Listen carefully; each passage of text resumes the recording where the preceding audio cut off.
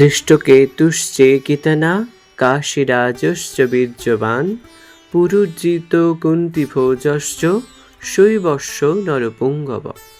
নমস্কার, আমি শৈবাল। আজ আপনাদের সকলকে জানাই আন্তরিক প্রণাম।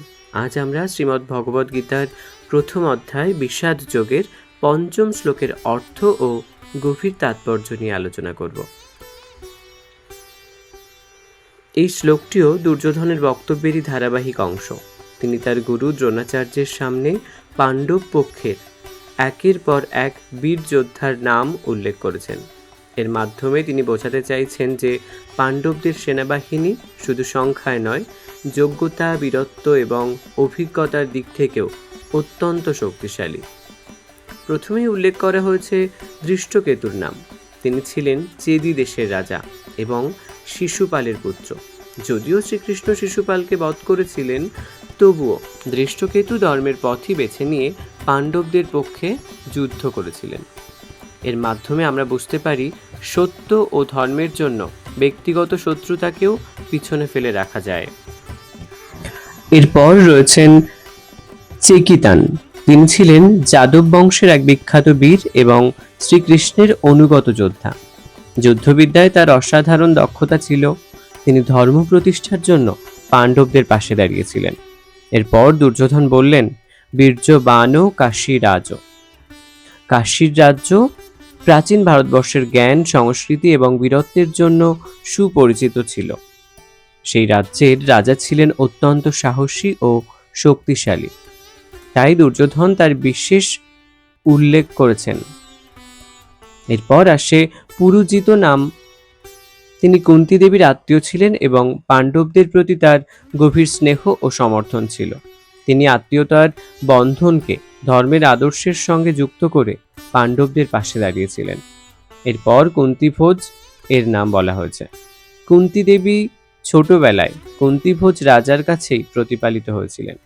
তাই কুন্তিভোজ পাণ্ডবদের পরিবারের একজন প্রবীণ অভিভাবকের মতো ছিল। তিনি শুধু আত্মীয়তার জন্য নয়, ধর্ম ও ন্যায়ের পক্ষে থাকার জন্য যুদ্ধে অংশগ্রহণ করেন। সর্বশেষে বলা হয়েছে শৈব, যাকে শ্লোকে বলা হয়েছে নরপুঙ্গব, অর্থাৎ মানুষের মধ্যে শ্রেষ্ঠ। এই উপাধি কেবল শক্তির জন্য নয়, চরিত্র, ন্যায়পরায়ণতা, সাহস এবং আদর্শের জন্য দেওয়া হয়েছে। শৈব ছিলেন এমন একজন রাজা যিনি সত্য ও ধর্মকে জীবনের সর্বোচ্চ আদর্শ হিসাবে গ্রহণ করেছিলেন। এই শ্লোক আমাদেরকে একটি গুরুত্বপূর্ণ শিক্ষা দেয়। ধর্মের পথে চললে একজন মানুষ কখনো একা থাকেন না। সত্য ও ন্যায়ের জন্য অনেক মানুষ একত্রিত হন। পাণ্ডবদের পাশে বিভিন্ন রাজ্যের রাজারা দাঁড়িয়েছিলেন, কারণ তারা বুঝেছিলেন এই যুদ্ধ কেবল রাজ্য দখলের যুদ্ধ নয়, এটি ধর্ম ও অধর্মের সংঘর্ষ। আরও একটি শিক্ষা হলো, একজন মানুষের প্রকৃত পরিচয় আর তার জন্ম বা বংশের নয়, তার কর্ম ও চরিত্রের। এই শ্লোকে যাদের নাম এসেছে তাদের প্রত্যেকেই ভিন্ন ভিন্ন রাজ্যের শাসক ছিলেন, কিন্তু তাদের একমাত্র লক্ষ্য ছিল ধর্মের প্রতি অটল বিশ্বাস।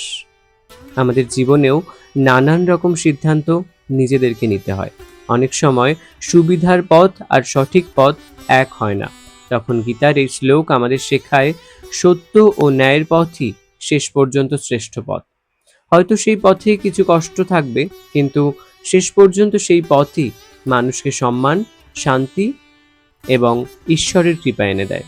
আসুন আমরা এই শ্লোক থেকে শিক্ষা নিই, জীবনে সত্য, ন্যায় এবং সৎ চরিত্রকে ধারণ করি। ভগবান শ্রীকৃষ্ণের আশীর্বাদে আমাদের জীবনও ধর্মময় হয়ে উঠুক। হরে কৃষ্ণ। প্রতিটি শ্লোক শুনতে সাবস্ক্রাইব করুন আমাদের এই চ্যানেল এবং পাশে থাকুন। ধন্যবাদ।